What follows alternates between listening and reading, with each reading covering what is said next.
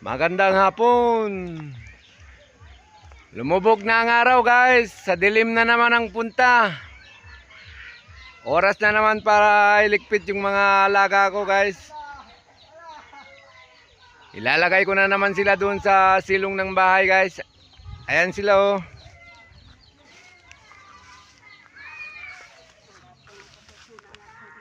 Yun ang anak niya guys oh.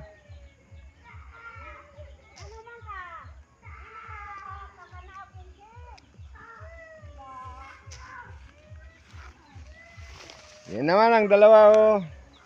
Yan naman ang makina.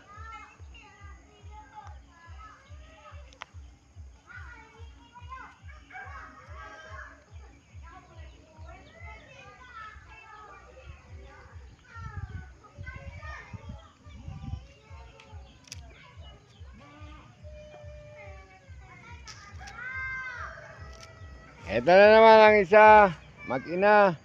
Yan na naman ang makina. Yan silang dalawa. Okay guys, dadaling ko muna sila sa silong ng bahay. Hanggang dito na lang. Thank you for viewing.